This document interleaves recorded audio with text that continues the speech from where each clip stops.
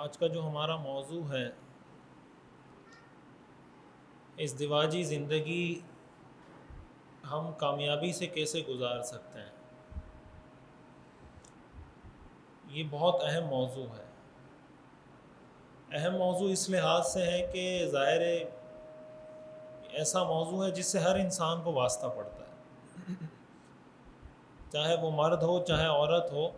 جب اس کی شادی ہوتی ہے تو شادی کے بعد اس کو ازدواجی زندگی گزارنی ہوتی ہے۔ اب وہ ازدواجی زندگی کامیاب بھی ہوتی ہے، ناکام بھی ہوتی ہے۔ کامیاب بھی کسی وجہ سے ہوتی ہے، ناکام بھی کسی وجہ سے ہوتی ہے۔ بہت سے لوگ آپ کو ایسے ملیں گے جنہوں نے اپنی ازدواجی زندگی گزاری، بڑی کامیاب گزاری۔ بہت سے لوگ آپ کو ازدواجی زندگی کے اعتبار سے بڑے ناکام ملیں گے۔ تو یہ جو کامیابی اور ناکامی ہے، ظاہر ہے اس کے پیچھے بہت سارے اسباب ہوتے ہیں، اور اگر ان اسباب کو سمجھ کے ہم زندگی گزاریں گے تو امید ہے اللہ تعالیٰ ہماری زندگی بھی کامیاب فرما دیں گے۔ اور اگر ان کو سمجھے بغیر ہم زندگی گزارتے رہیں گے،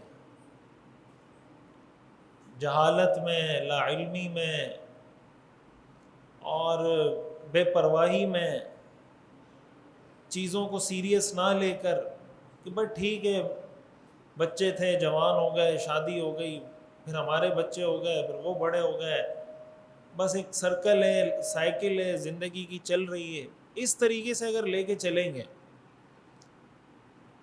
تو ظاہر ہے کہ پھر جتنی اہمیت ہم ازدواجی زندگی کو دیں گے اسی اعتبار سے ہماری ازدواجی زندگی کامیاب یا ناکام ہوگی۔ سب سے اہم بات جو ہمیں سمجھنے کی ہے ہمارے لیے کہ ازدواجی زندگی کب کامیاب ہوتی ہے، اس کا اصول کیا ہے، بنیادی پوائنٹ یا بنیادی ایک اصولی بات۔ زندگی کے کسی بھی شعبے میں اگر آپ کامیاب ہونا چاہتے ہیں، اس کا طریقہ یہ ہوتا ہے کہ آپ اس کام کو سیکھیں، پھر اس کام کو کریں، یہی طریقہ ہوتا ہے نا۔ آپ اگر چاہتے ہیں کہ آپ ایک اچھے ڈرائیور بنیں تو آپ اچھے ڈرائیور کب بنیں گے؟ جب آپ ڈرائیونگ سیکھیں گے، پھر آپ لائسنس حاصل کریں گے، آپ کے پاس قانونی اجازت نامہ ہوگا، پھر آپ کسی ماہر سے اس میں رہنمائی حاصل کریں گے، تب جا کے آپ ایک اچھے ڈرائیور بن سکتے ہیں۔ اسی طرح زندگی کا کوئی بھی شعبہ ہے، آپ ایک اچھے ٹیچر بننا چاہتے ہیں تو اچھے ٹیچر آپ کب بنیں گے؟ کہ پہلے آپ کو جو چیز آپ جس چیز کی آپ ٹیچنگ کر رہے ہیں، جو سبجیکٹ ہے، آپ کو اس سبجیکٹ میں مہارت ہو، پھر سبجیکٹ میں مہارت کے ساتھ ساتھ جو اس کی ٹیچنگ میتھڈالوجیز ہیں، جو اس کے طریقہ کار ہیں کہ طالب علم کی نفسیات کیا ہوتی ہیں، پیرنٹس کی نفسیات کیا ہوتی ہیں، اور 10 سال کے بچے کی کیا نفسیات ہوتی ہیں، 20 سال کے بچے کی کیا نفسیات ہوتی ہیں، 40 سال کے بندے کی کیا نفسیات ہوتی ہیں، یہ چیزیں آپ کے سامنے ہوں، ان نفسیات کا خیال رکھ کر آپ ٹیچنگ کریں تو آپ ایک اچھے ٹیچر بن جائیں گے۔ لیکن اگر ان اصولوں کو سامنے نہیں رکھیں گے تو آپ ایک اچھے ٹیچر نہیں بن سکتے۔ یہی ہوتا ہے نا دنیا میں۔ اب اگر ایک آدمی ہے جو گاڑی چلانا چاہتا ہے لیکن وہ کسی سے سیکھتا نہیں ہے، اس کو یہی نہیں پتا کہ بھائی میں نے ریڈ سگنل پہ رکنا ہے، گرین سگنل پہ جانا ہے، تو وہ صحیح ڈرائیونگ کر سکتا ہے؟ وہ ایکسیڈنٹ کرے گا، نقصان کرے گا۔ ازدواجی زندگی کو کامیابی کے ساتھ گزارنے کا جو پہلا اصول ہے وہ یہ کہ جب نکاح کیا جائے، نکاح کو سیکھ کر کیا جائے۔ نماز پڑھتے ہیں نا، نماز سیکھتے ہیں پھر نماز پڑھتے ہیں، روزے کے مسائل سیکھتے ہیں، روزہ رکھتے ہیں۔ ہمارے ہاں جو معاشرتی مسائل ہیں اس کی بہت بڑی وجہ یہ ہے کہ ہم نکاح کرتے ہیں، بچیوں کا نکاح کرواتے ہیں، ان کو نکاح سکھاتے نہیں ہیں۔ ایسا ہی ہے نا، یعنی آپ نے کہیں ایسا دیکھا ہے ہمارے معاشرے میں کہ کسی شخص نے اپنے بیٹے کی شادی کروانی ہے یا بچی کی شادی کروانی ہے، اور بیٹے کی شادی کروانے سے پہلے وہ کسی مفتی صاحب کے پاس چلا جائے کسی مولانا صاحب کے پاس چلا جائے, اپنی مسجد کے امام صاحب کے پاس چلا جائے کہ میں اپنے بیٹے کی شادی کروا رہا ہوں اور اس شادی پہ میں 20 لاکھ 30 لاکھ 40 لاکھ 50 لاکھ روپے خرچ کر رہا ہوں, تو آپ میرے بچے کو نکاح کے بیسک مسائل سکھا دیں, نکاح کے, طلاق کے, پاکی ناپاکی کے, جائز ناجائز کے, حلال حرام کے, یہ مسائل اس کو سکھا دیں, اس کو نکاح کا کوئی کورس کروا دیں. کبھی سنا ہے آپ نے؟ نہیں ہوتا نا. ہم نکاح کے مسائل نہیں سیکھتے, طلاق کے مسائل نہیں سیکھتے, جائز ناجائز کے مسائل نہیں سیکھتے, پاکی ناپاکی کے مسائل نہیں سیکھتے. اب جب نہیں سیکھیں گے تو آپ بچے کی شادی پر آپ نے مثلاً 40 لاکھ روپے لگا دیے, اور یہ 40 لاکھ روپے آپ نے لگائے تھے نکاح کے مقصد کے لیے کہ ان کا نکاح ہو جائے اور یہ خوشگوار زندگی گزاریں, اور جس مقصد کے لیے یہ 40 لاکھ روپے لگائیں اس پہ آپ نے 1 روپیہ بھی نہیں لگایا. اس پہ تو پیسے بھی نہیں لگیں گے آپ کے. آپ اگر امام صاحب کے پاس جائیں گے کہ میرے بچے کو نکاح کا کورس کروا دیں یا نکاح کے بیسک مسائل سکھا دیں, تو آپ سے فیس مانگیں گے وہ کہ مجھے فیس دیں تو آپ کے بچے کو نکاح کے مسائل سکھاؤں گا. یا طلاق کے, حلال حرام, جائز ناجائز کے, میاں بیوی کے حقوق آپ پیسے دیں گے تو سکھاؤں گا. فری میں سکھا دے گا آپ کو. غلطی کہاں پہ ہو رہی ہے؟ غلطی یہاں پہ ہو رہی ہے کہ ہماری توجہ نہیں ہے. ہماری توجہ کب ہوتی ہے؟ ہماری توجہ اس وقت ہوتی ہے جب طلاق ہو جاتی ہے. جب طلاق ہو جاتی ہے, طلاق ہونے کے بعد ہم جاتے ہیں مفتی صاحب کے پاس, حالانکہ چاہیے یہ تھا کہ طلاق ہونے سے پہلے مفتی صاحب کے پاس چلے جاتے ہیں.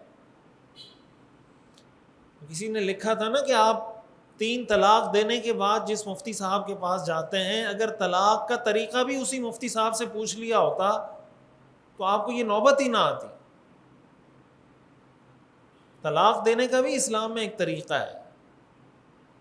ہمارے ہاں جس طریقے سے طلاق دی جاتی ہے, 3 طلاقیں ایک ساتھ زبان سے نکال دی جاتی ہیں, اس طریقے سے طلاق دینا ناجائز اور گناہ ہے. حدیث شریف میں آتا ہے رسول اللہ صلی اللہ علیہ وسلم کے پاس ایک شخص کو لایا گیا اور اس نے اپنی بیوی کو ایک ساتھ طلاقیں دے دی تھی.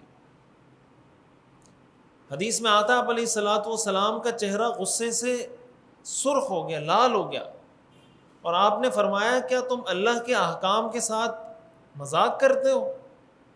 حالانکہ میں ابھی تمہارے درمیان موجود ہوں, یعنی میں تمہارے درمیان موجود ہوں اور تم نے اللہ کے احکام کا مذاق اڑانا شروع کر دیا ہے. یعنی آپ نے یہ فرمایا کہ ایک ساتھ 3 طلاق دینا یہ اللہ کے احکام کا مذاق اڑانے کے مترادف ہے.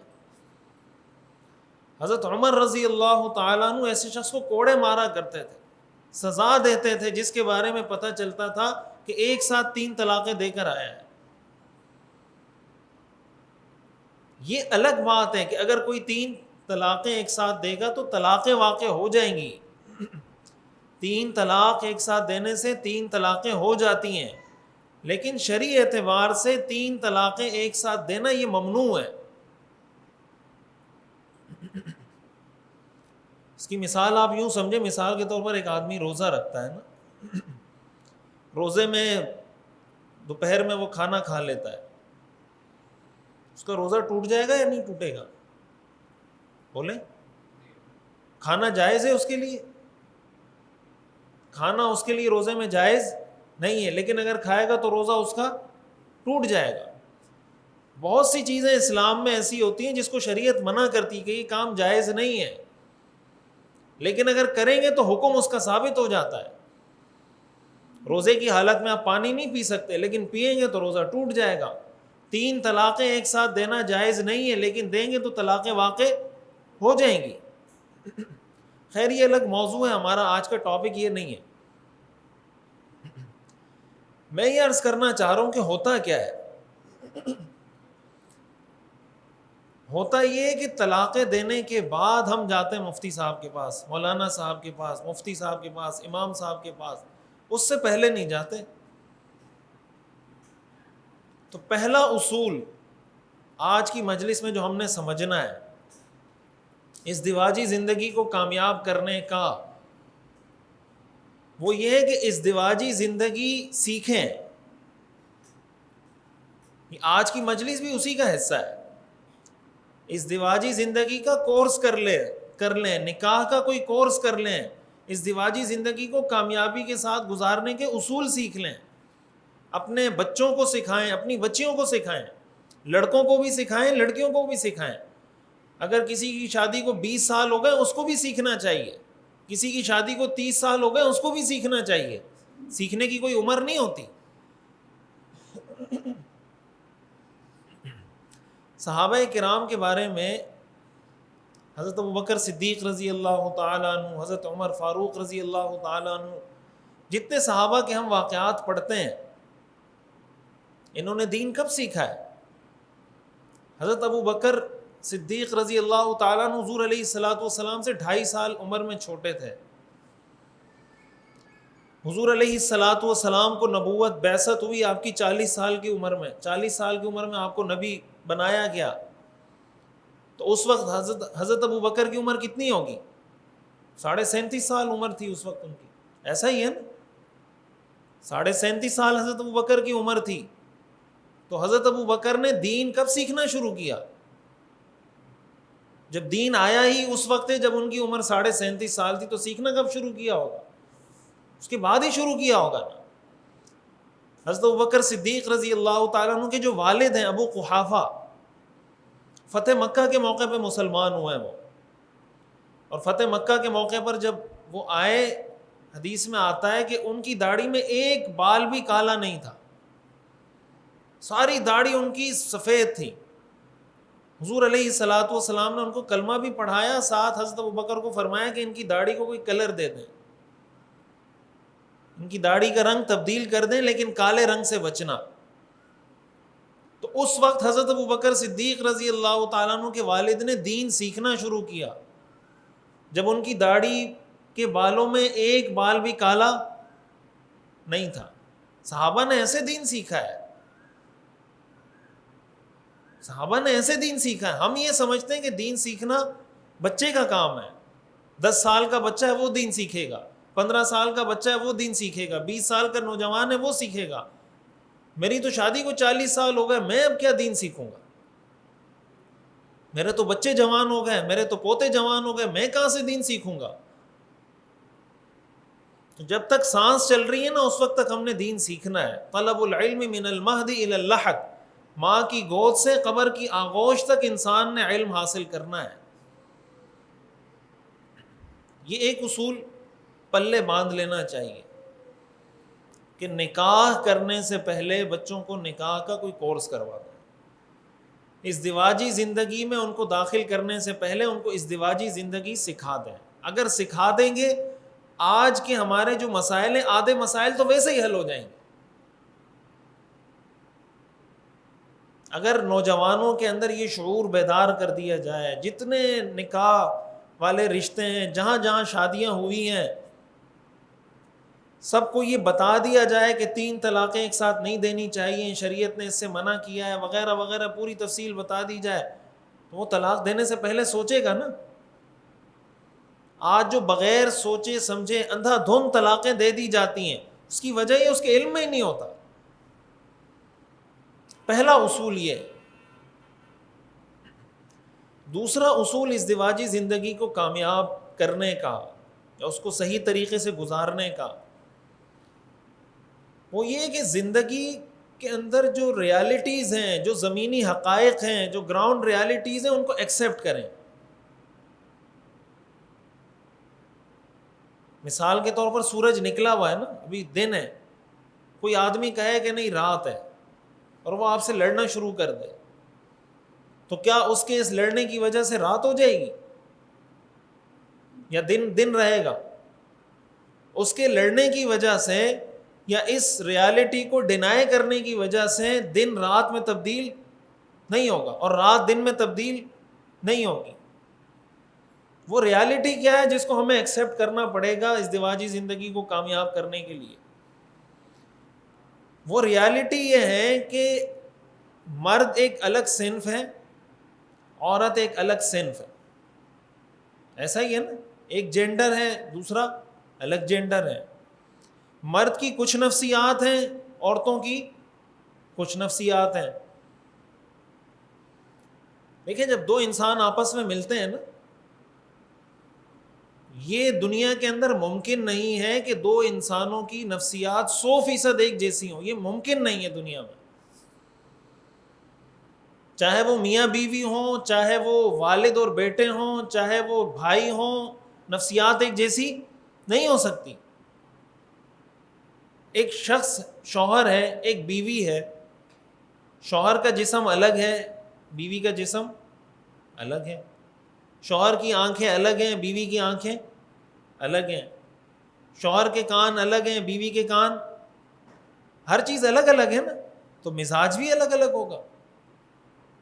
بھئی یہ فنگر پرنٹ میچ کرتا ہے؟ ایسا ہو سکتا ہے کہ شوہر کہے کہ میں اس عورت کو بیوی بناؤں گا جس کا فنگر پرنٹ اور میرا فنگر پرنٹ ایک ہوگا تب اس کو میں بیوی بناؤں گا، اگر یہ میچ نہیں کرتا تو میں بیوی نہیں بناؤں گا؟ تو شادی کر سکتا ہے وہ دنیا میں؟ بھائی بیوی کو میرے مزاج کے مطابق ہونا چاہیے. مزاج کے مطابق ہونے کا کیا مطلب؟ کہ اس کا فنگر پرنٹ اور میرا فنگر پرنٹ ایک ہونا چاہیے. ہو جائے گا؟ شادی کر سکتا ہے وہ؟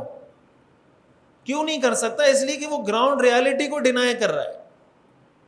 بھائی بیوی کا فنگر پرنٹ الگ ہے، آپ کا فنگر پرنٹ میں ایک مثال کے طور پہ سمجھانے کے لیے کہ یہ کسی کا سیم نہیں ہو سکتا. تو جب فنگر پرنٹ سیم نہیں ہو سکتا، حالانکہ آپ میاں بیوی ہیں، حالانکہ آپ والد اور بیٹے ہیں، حالانکہ آپ والدہ اور بیٹی ہیں، پھر بھی آپ کا فنگر پرنٹ الگ الگ ہے. تو جب فنگر پرنٹ الگ الگ ہے، نفسیات بھی الگ الگ ہیں، مزاج بھی الگ ہیں، جذبات بھی الگ ہیں، ایموشنز بھی الگ ہیں.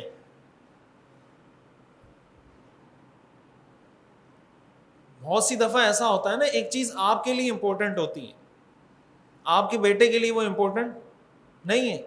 آپ کے بیٹے کی نظر میں ایک چیز امپورٹنٹ ہے، آپ کی نظر میں وہ امپورٹنٹ نہیں ہے. ہوتا ہے ایسا؟ نہیں ہوتا. اسی طرح بعض چیزیں مرد کے لیے امپورٹنٹ ہوتی ہیں، مرد کی نظر میں اس کی بہت اہمیت ہوتی ہے، عورت کی نظر میں اس کی کوئی حیثیت ہی نہیں ہوتی. کچھ چیزیں ایسی ہوتی ہیں جو عورت کی نظر میں بہت اہمیت رکھتی ہیں، مرد کی نظر میں وہ ایک عام سی چیز ہوتی ہے. اب اگر فرض کریں جو چیز عورت کی نظر میں امپورٹنٹ ہے اس کو مرد اہمیت نہ دے. ایک بات ہے جو عورت کی نظر میں امپورٹنٹ ہے، مثال کے طور پر عورت کے لیے میک اپ کرنا، تیار ہونا، بننا سنورنا، یہ اس کی نفسیات کا، اس کی فطرت کا حصہ ہے. قرآن کریم میں آتا ہے اَوَمَن يُنَشَّأُ فِي الْحِلْيَةِ، کیا وہ انسان جو زیورات میں پلے بڑے، مراد عورت ہے. اَوَمَن يُنَشَّأُ فِي الْحِلْيَةِ وَهُوَ فِي الْخِصَامِ غَيْرُ مُبِينٍ، کہ وہ ذات یا وہ ہستی یا وہ شخصیت یا وہ پرسنالٹی جو زیورات میں پلی بڑی ہو، وَهُوَ فِي الْخِصَامِ غَيْرُ مُبِينٍ، اور وہ لڑائی کے وقت، اختلاف کے وقت اپنی بات واضح انداز میں بیان نہ کر سکتی ہو. یہ عورت کی صفات قرآن نے بیان کی ہیں. اب عورت پلتی بڑھتی ہیں میک اپ میں، سرخی میں، زیورات میں، چوڑیوں میں، انہی چیزوں میں پلتی بڑھتی ہے نا، یہ اس کی نفسیات کا حصہ ہے. مرد کے لیے میک اپ کرنا، سرخی لگانا، یہ مرد کے لیے کوئی بہت زیادہ اس کی نظر میں بعض اوقات امپورٹنٹ نہیں ہوتا، عورت کی نظر میں یہ چیز اہم ہے. بات سمجھ میں آ رہی؟ اب اگر ایک چیز عورت کی نظر میں اہمیت رکھتی ہے اور آپ چاہتے ہیں کہ یہ عورت میرے ساتھ کامیاب زندگی گزارے، تو آپ نے اس چیز کو اہمیت دینی ہوگی جو اس کی نظر میں اہم ہے، اگرچہ آپ کی نظر میں اس کی کوئی حیثیت نہیں ہے. اس لیے کہ مرد سرخی نہیں لگاتا، مرد میک اپ نہیں کرتا، مرد کو ان چیزوں کی ضرورت نہیں ہے، لیکن عورت کے لیے یہ ساری چیزیں ضروری ہیں. تو جو چیز عورت کی نظر میں اہمیت رکھتی ہے، مرد اس وقت ایک بہترین شوہر بن سکتا ہے جب وہ ان چیزوں کو امپورٹنس دے جو عورت کی نظر میں امپورٹنٹ ہیں. یہ معاملہ اس کا عکس کر لیں، کچھ چیزیں ایسی ہیں جو مرد کی نظر میں بڑی ویلیو رکھتی ہیں، عورت کے لیے اس کی کوئی خاص اہمیت نہیں ہے. مرد ان چیزوں کو بہت زیادہ اہم سمجھتا ہے. مثال کے طور پر مرد یہ سمجھتا ہے کہ بھئی میری بیوی کہیں جائے تو مجھ سے اجازت لے کے جائے، اگر وہ گھر سے نکل رہی ہے تو میری اجازت کے بغیر نہ نکلے. یہ قرآن نے بھی یہ حکم دیا عورت کو کہ عورت کے لیے جائز نہیں ہے کہ گھر سے مرد کی اجازت کے بغیر نکلے، یہ عورت کے لیے جائز نہیں ہے. آسان الفاظ میں اگر آپ کو میں بتاؤں تو مرد کے اندر غیرت، عزت طلبی یا بڑا پن، بڑا ہونے کا احساس، یہ مرد کے اندر ہوتا ہے. قرآن میں آتا ہے نا الرجال قوامون علی النساء، کہ مرد عورتوں پر نگران ہے. مرد کو اللہ نے گھر کا سربراہ بنایا ہے، تو سربراہ کے اندر اس چیز کی فیلنگ ہوتی ہے، اس چیز کا احساس ہوتا ہے کہ مجھے بڑا مانا جائے. یہ اس کی نفسیات ہیں. ایسا ہے یا نہیں؟ جو بڑا ہوتا ہے، مثال کے طور پر آپ کا بیٹا ہے، تو آپ کیا چاہیں گے کہ آپ کا بیٹا آپ کی بات مان کے چلے یا آپ کی بات کو وہ ڈس اوبے کر کے چلے؟ آپ کیا چاہیں گے؟ اگر آپ کا بیٹا، آپ بیٹے کو کہیں مجھے پانی پلائیں، وہ کہے میں نہیں پلاتا، اور آپ اس سے ناراض ہو جائیں، تو بیٹا آپ کو کہے آپ کیوں ناراض ہو گئے مجھ سے؟ آپ والد ہیں، آپ کے والد ہونے کا تقاضا یہ ہے، آپ کے دل میں یہ جذبہ ہے، یہ احساس ہے، یہ فیلنگ ہے کہ میرے بیٹے کو میری بات ماننی چاہیے، اس لیے کہ میں اپنے بیٹے کا بڑا ہوں، میں اپنے بیٹے کا والد ہوں. ایسا ہی ہے نا؟ اگر آپ کا بیٹا آپ کی بات نہیں مانے گا، آپ کو تکلیف ہوگی. مرد کو اللہ نے گھر کا سربراہ بنایا ہے. مرد یہ چاہتا ہے کہ مجھے سربراہ تسلیم کیا جائے. الرجال قوامون علی النساء، مرد عورتوں پر نگران ہے، سربراہ ہیں، گھر کے انتظامی سربراہ ہیں. یہ رشتہ کوئی مالک اور مملوک کا نہیں ہے کہ شوہر مالک ہے، بیوی غلام ہے. یہ رشتہ نہیں ہے. یہ رشتہ غلامی اور ملکیت کا نہیں ہے. یہ رشتہ انتظامی سربراہی کا ہے.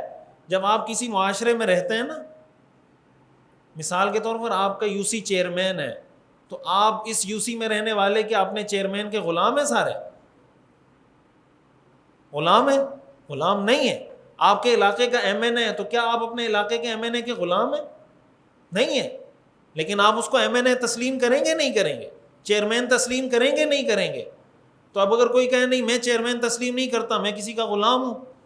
بھائی جو چیئرمین ہے، جو ایم این اے ہے، جو ایم پی اے ہے، جو وائس چیئرمین ہے، وغیرہ وغیرہ جو بھی ہوتا ہے، آپ کمپنی میں کام کرتے ہیں، کمپنی کا مینیجر مالک ہوتا ہے ملازم کا، یا کمپنی کا جو آنر ہوتا ہے وہ ملازم کا مالک ہوتا ہے؟ مالک نہیں ہوتا. ایک انتظامی سربراہ ہوتا ہے کہ بھائی جب آپ میری کمپنی میں کام کریں گے تو اس رول ریگولیشن کے مطابق آپ کو کام کرنا ہوگا، بس. باقی آپ جائیں گھر میں، جو آپ نے کرنا ہے آپ کی مرضی. ملازم کمپنی کے مالک کا غلام نہیں ہوتا، بیوی شوہر کی غلام نہیں ہوتی، اور نہ شوہر بیوی کا مالک ہوتا ہے. اب مرد کے لیے یہ چیز اہم ہے کہ اس کو بڑا مانا جائے، اس کی سربراہی کو تسلیم کیا جائے. اب بعض اوقات عورت کے لیے یہ چیز زیادہ اہمیت نہیں رکھتی، وہ اس چیز کو چیلنج کر دیتی ہے.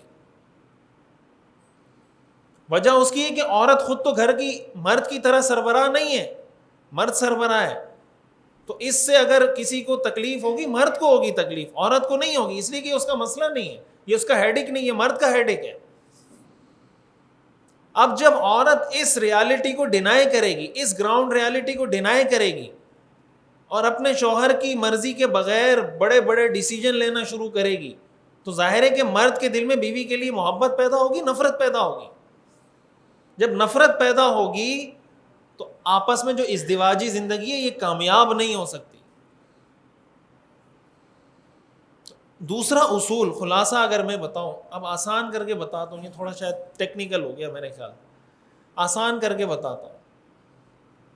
آسان الفاظ میں آپ اس کو یوں سمجھیں، ایک دوسرے کی نفسیات کو سمجھنا اور اس کی نفسیات کو ایک گراؤنڈ ریالٹی کے طور پہ ایکسیپٹ کرنا، یہ ہمیں آنا چاہیے. دیکھیں میاں بیوی کے جو اختلافات ہوتے ہیں نا، یہ دو طرح کے ہوتے ہیں. ایک ریئل اختلافات ہوتے ہیں، حقیقی، ایک ہوتے ہیں غیر حقیقی اختلافات. غیر حقیقی اختلافات کا کیا مطلب؟ مثال کے طور پر کھانا صحیح گرم نہیں کیا، آپ تب گئے اس پر کہ کھانا کیوں گرم نہیں کیا ہوا. کپڑے صحیح استری نہیں کیا، آپ اس پہ غصہ ہو گئے. پانی آپ کو نہیں پلایا، آپ کام سے واپس آئے، جاب سے واپس آئے، پانی لا کے نہیں دیا. یہ غیر حقیقی اختلافات ہیں. اس سے پہلے بھی ایک بات اور سمجھنی چاہیے ہمارے ہاں جب شادی ہوتی ہے نا تو ہمارے ذہن میں ایک تصور ہوتا ہے. وہ کسی نے لکھا تھا بڑا اچھا جملہ کہ میں نے شادی کی تھی کہ شادی کے بعد سکون والی زندگی گزاروں گا. شادی کے بعد سکون والی زندگی گزاروں گا. سکون والی زندگی کا کیا مطلب؟ کہ کپڑے استری ملیں گے, کھانا پکا ہوا ملے گا, اور ہر چیز روٹی سالن ہر چیز گرم ملے گی, ہر چیز اپنے وقت پہ ہوگی, اور ہر چیز میں بس اوکے کی رپورٹ ہوگی. یہ سوچ کے بیوی نے کہا میں نے بھی اس نیت سے شادی کی تھی کہ مجھے سکون ملے گا, کہ میں یہ کہوں گی مجھے یہ چاہیے تو شوہر لا کے دے دے گا, میں کہوں گی یہ چاہیے وہ لا کے دے دے گا. میں نے بھی یہ سوچ کے شادی کی تھی. دونوں نے یہ سوچ کے شادی کی تھی, دونوں اپنی سوچ میں ناکام ہو گئے. تو اس کی بنیاد پہ اگر کوئی یہ کہے کہ ازدواجی زندگی ناکام ہو گئی تو یہ ناکامی ہے یا اس کی سوچ کی ناکامی ہے؟ ایک چیز یہ سمجھنی چاہیے کہ شادی کے بعد, یہ میں آپ کو بتا رہا ہوں ریالٹی کیا ہے جس کو ہمیں ایکسیپٹ کرنا پڑے گا. اگر کوئی اس نیت سے شادی کرتا ہے کہ شادی کے بعد بس میرے مزے ہی مزے ہیں, چاہے وہ مرد ہو چاہے وہ عورت ہو, اگر لڑکا اس نیت سے شادی کر رہا ہے کہ بس شادی کے بعد تو مزے ہی مزے ہیں, ہر چیز ٹائم پہ, کھانا ٹائم پہ, کپڑے استری ملیں گے, اور کوئی چک نہیں ہوگی, کوئی لڑائی نہیں ہوگی, کوئی اختلاف نہیں ہوگا, یا کوئی لڑکی یہ سوچ کے نکاح کرتی ہے, تو یہ ریئلسٹک اپروچ ہے یا ان ریئلسٹک اپروچ ہے؟ بتائیں. یہ غیر حقیقی اپروچ ہے. ایسا نہیں ہو سکتا دنیا میں. اور میاں بیوی میں آپس میں اختلاف ہونے کا مطلب بھی یہ نہیں ہوتا کہ یہ زندگی کامیاب نہیں ہے. دیکھیں ہم جب کاروبار کرتے ہیں تو کاروبار میں پریشانی آتی ہے نہیں آتی؟ تکلیف آتی ہے نہیں آتی؟ ٹینشن آتی ہے نہیں آتی؟ کبھی لاس ہوتا ہے نہیں ہوتا؟ آپ جاب کرتے ہیں, ملازمت کرتے ہیں, ہر چیز میں ہمیں نقصان ہوتا ہے نا, تکلیفیں اٹھانی پڑتی ہیں. آج تک کسی شخص کو دیکھا ہے کہ اس نے اس لیے بزنس چھوڑ دیا ہو کہ بزنس میں یار وقت بہت لگتا ہے, اور بزنس میں ٹینشن ہے اور پریشانی ہے, پیسے لوگوں سے جا کے ریکور کرتے رہو, بہت مشکل کام ہے, میں بزنس کرتا ہی نہیں ہوں. ہم نے تو سنا تھا کہ بزنس میں بڑا پیسہ ہے, تجارت میں بڑا پیسہ ہے, لیکن یہ تو لوگوں کے پیچھے بھاگنا پڑتا ہے پیسے لینے کے لیے. اگر کوئی اس وجہ سے بزنس چھوڑے گا اس کو آپ عقل مند کہیں گے بے وقوف کہیں گے؟ بولیں وہ بے وقوف ہے. بھائی بزنس کا پارٹ ہے, یہ بزنس کا حصہ ہے کہ آپ جب بزنس کریں گے یہ ساری ٹینشنیں آپ کو پالنی پڑیں گی. تو اگر کوئی اس نیت سے شادی کر رہا ہے کہ شادی کے بعد نہ کوئی اختلاف ہوگا, نہ کوئی پھڈا ہوگا, نہ کوئی لڑائی ہوگی, نہ کوئی جھگڑا ہوگا, نہ کبھی بیوی مجھ سے ناراض ہوگی, نہ میں کبھی بیوی سے ناراض ہوں گا, اور ہر چیز بہت آئیڈیل ہوگی, یہ تو جنت میں ہوگا, یہ جنت میں ہوگا. یہ ان ریئلسٹک اپروچ ہے. قرآن کریم میں اللہ تعالیٰ نے فرمایا وَمِنْ آیَاتِهِ أَنْ خَلَقَ لَكُم مِّنْ أَنفُسِكُمْ أَزْوَاجًا, اس کی نشانیوں میں سے یہ نشانی ہے کہ اللہ نے تمہارے جوڑے تم ہی میں سے بنائے, لِتَسْكُنُوا إِلَيْهَا, تاکہ تم ان کی وجہ سے سکون حاصل کرو, ان کے پاس جا کر سکون حاصل کرو. وَجَعَلَ بَيْنَكُم مَّوَدَّةً وَرَحْمَةً, اور اللہ تعالیٰ نے تمہارے درمیان محبت اور الفت پیدا کر دی. اس سکون کا مطلب سمجھنا چاہیے. نکاح کو جو شریعت نے اس کی اجازت دی ہے یا اس کو مشروع کیا ہے کہ بھئی نکاح کرنا چاہیے, اس کے کچھ مقاصد ہیں. ایک مقصد ہے کہ انسانی نسل باقی رہے دنیا میں, ظاہر نکاح نہیں ہوگا انسانی نسل باقی نہیں رہے گی. دوسرا مقصد ہے کہ عفت اور پاک دامنی حاصل ہو, لوگ بے حیائی کے کاموں سے, بیہودہ کاموں سے, فحش کاموں سے اپنے آپ کو بچائیں. حضرت عمر رضی اللہ تعالیٰ عنہ کے بارے میں آتا ہے کہ ان کے پاس ایک شخص آیا اور کہنے لگا میں اپنی بیوی کو طلاق دینا چاہتا ہوں. انہوں نے کہا کیوں؟ انہوں نے کہا مجھے اپنی بیوی سے محبت نہیں ہے تو اس لیے میں طلاق دینا چاہتا ہوں. حضرت عمر رضی اللہ تعالیٰ عنہ نے فرمایا اَوَكُلُّ الْبُيُوتِ تُبْنَى عَلَى الْحُبِّ, کیا دنیا میں سارے گھر محبت کی بنیاد پہ چلتے ہیں؟ اَوَكُلُّ الْبُيُوتِ تُبْنَى عَلَى الْحُبِّ, کیا دنیا میں سارے گھر محبت کی بنیاد پہ چلتے ہیں؟ أَيْنَ الرِّعَايَةُ وَأَيْنَ التَّضَمُّمُ, ایک دوسرے کی رعایت کرنا یہ کہاں گیا؟ اور بڑے مقصد کے لیے چھوٹی تکلیفوں کو برداشت کرنا یہ کہاں گیا؟ قرآن کریم میں آتا ہے نا فَإِن كَرِهْتُمُوهُنَّ فَعَسَىٰ أَن تَكْرَهُوا شَيْئًا وَيَجْعَلَ اللَّهُ فِيهِ خَيْرًا كَثِيرًا, اگر تمہیں اپنی بیوی کی کوئی بات ناپسند لگتی ہے یا بیوی تمہیں اچھی نہیں لگتی تو ہو سکتا ہے تمہیں کوئی چیز ناپسند ہو، اللہ اس میں خیر کثیر پیدا کر دے. وَيَجْعَلَ اللَّهُ فِيهِ خَيْرًا كَثِيرًا. تو ریئلسٹک اپروچ جس کی میں بات کر رہا ہوں، جو بات میں سمجھانا چاہ رہا ہوں، وہ یہ کہ شادی کرتے وقت یہ ذہن بنانا ہی نہیں چاہیے، نہ بیٹے کا نہ بیٹی کا نہ ہمارا اپنا ہونا چاہیے، کہ شادی کے بعد میری بیوی میرے اشاروں پہ چلے گی اور بیوی یہ سمجھے کہ بس میرا شوہر میرے اشاروں پہ چلے گا. اگر کسی نے یہ سوچ اپنائی ہے اور اس کے بعد اس نے شادی کی ہے، اور ظاہر ہے اس کی یہ سوچ پوری ہوگی نہیں ہوگی. یہ جو اس نے تصور بنایا ہوا تھا، ایک خیالی پلاؤ دماغ میں، جنت کا ایک تصور جو دنیا میں قائم کیا ہوا تھا، یہ اس کا مفروضہ پورا نہیں ہوگا. جب پورا نہیں ہوگا تو وہ خوش ہوگا یا پریشان ہوگا؟ تو زندگی کو اس کے حقائق کے ساتھ، اس کی ریالٹیز کے ساتھ ایکسیپٹ کرنا چاہیے کہ جو ریالٹی ہے وہ ریالٹی ہے. اور یہ ریالٹی کیوں ہے کہ میری نفسیات الگ ہے، بیوی کی نفسیات الگ ہے، بیٹے کی نفسیات الگ ہے، بیٹی کی نفسیات الگ ہیں.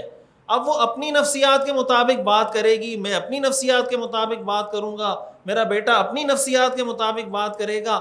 ان سب کو ملا کے ہم نے چلانا ہے، زندگی کا سرکل چلانا ہے، زندگی گزارنی ہے. حدیث شریف میں آتا ہے نا، رسول اللہ صلی اللہ علیہ وسلم اور ازواج مطہرات، آپ اگر اس تعلق کو دیکھ لیں نا. اچھا، ایک بڑی غلطی ہم سے یہ بھی ہوتی ہے کہ ہم بیوی کو مرید سمجھتے ہیں، یا تو بیوی کے مرید بن جاتے ہیں یا بیوی کو اپنا مرید سمجھ رہے ہوتے ہیں. دو طرح کے لوگ ہیں معاشرے میں، ایک وہ ہیں جو بیوی کے مرید ہیں، دوسرے وہ ہیں جو بیوی کو اپنا مرید سمجھتے ہیں، شاگرد سمجھتے ہیں. ہوتا کیا ہے؟ مثال کے طور پر آپ باہر کمپنی کے آنر ہیں، یا میں مثال کے طور پر ایک مولانا صاحب ہوں، مفتی صاحب ہوں. اب آپ سارے حضرات بیٹھے میں یہاں بیان کر رہا ہوں اور آپ لوگ بہت سکون سے اور بڑے طریقے سے بیٹھے میں میری باتیں سن رہے ہیں. اب جب میں گھر جاؤں اور میں اسی نیت سے جاؤں کہ میں گھر جاؤں، میری بیوی بھی اس طرح بیٹھ جائے کرسی پر، بچے بھی بیٹھ جائیں، بیٹی بھی بیٹھ جائے، بیٹا بھی بیٹھ جائے، اور کہیں جی ابو آپ تقریر کریں، ایسا ہوگا؟ سوال ہی نہیں پیدا ہوتا. ہو سکتا ہے میں گھر جاؤں بیوی سلام بھی نہ کرے، ممکن ہے. ہو سکتا ہے وہ مجھے پانی بھی نہ لا کر دے. اگر میں اس تصور کے ساتھ گھر میں جاؤں گا کہ میں جب باہر جاتا ہوں ایک مجمع میرے سامنے بیٹھا ہوتا ہے، لوگ میری بات سنتے ہیں، اور یہاں میں گھر میں آتا ہوں تو مجھے پانی کا نہیں پوچھتی. بنیادی جو جھگڑے ہوتے ہیں نا، وہ اس وجہ سے ہوتے ہیں. آپ باہر تھے مفتی صاحب، آپ باہر تھے پیر صاحب، آپ باہر تھے مینیجر صاحب، آپ باہر تھے ڈائریکٹر صاحب، گھر میں آپ ہیں شوہر صاحب. گھر میں آپ کیا ہیں؟ شوہر صاحب، بس. نہ اس سے زیادہ نہ اس سے کم. بیوی جب آپ سے بات کرے گی، بیوی آپ کو کمپنی کا ڈائریکٹر سمجھ کے بیوی آپ سے بات کرے گی اس حیثیت سے کہ آپ اس کے شوہر ہیں، بس. بیٹا جب آپ سے بات کرے گا اس حیثیت سے کہ آپ اس کے والد ہیں، بس. بیٹی آپ سے بات کرے گی اس حیثیت سے کہ آپ اس کی والدہ ہیں یا والد ہیں، بس. آپ اس کے لیے اس کے علاوہ کچھ نہیں ہے. گھر میں آپ کی حیثیت شوہر کی ہے، کمپنی میں آپ کی حیثیت مینیجر کی یا ڈائریکٹر کی یا سپروائزر کی ہے، مسجد میں آپ کی حیثیت ایک امام کی یا مفتی صاحب کی ہے. گھر میں آپ کی حیثیت مفتی صاحب کی نہیں ہے. حدیث شریف میں آتا ہے، صحیح بخاری کی حدیث ہے، حضرت عائشہ رضی اللہ تعالی عنہ کی باری تھی. آپ کی باری میں کسی دوسری زوجہ نے آپ کے لیے کوئی ہدیہ، حلوہ وغیرہ کچھ پکا کے بھیج دیا. حضرت عائشہ رضی اللہ تعالی عنہ نے دیکھا، ان کو غصہ آیا. ظاہر ہے کہ سوکن کو دوسری سوکن پہ غصہ آتا ہے. اب یہ فطری چیز ہے، یہ میں آپ کو بتا رہا ہوں ریالٹی کیا ہے. سوکن کو دوسری سوکن پہ غصہ آنا کیا ہے؟ فطری چیز ہے. اب اگر کوئی شوہر اس کو دبانا چاہے کہ نہیں تمہیں میری دوسری بیوی پہ غصہ آنا ہی نہیں چاہیے، اس کا مطلب وہ ایک گراؤنڈ ریالٹی کو ایکسیپٹ کرنے سے انکار کر رہا ہے. یہ ہو نہیں سکتا. دنیا کی سب سے بہترین عورتیں ازواج مطہرات تھیں. اس لیے سب سے بہترین عورتیں تھیں کہ اللہ نے ان کا انتخاب اپنے پیغمبر کے لیے کیا ہے. ان سے بہترین عورتیں دنیا میں نہیں ہو سکتی تھیں. اگر ان سے بہترین عورتیں ہوتی اللہ ان کا انتخاب اپنے پیغمبر کے لیے کرتا. قرآن کریم میں اللہ تعالیٰ نے ارشاد فرمایا یا نساء النبی لستن کاحد من النساء ان اتقیتن، اے نبی کی بیویوں تم عام عورتوں کی طرح نہیں ہو. لستن کاحد من النساء.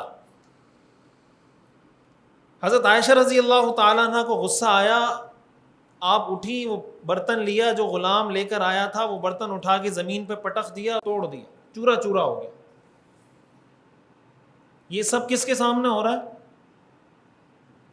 رسول اللہ صلی اللہ علیہ وسلم کے سامنے. یہ صحیح حدیث ہے، صحیح بخاری میں موجود ہے، صحیح مسلم میں موجود ہے یہ حدیث.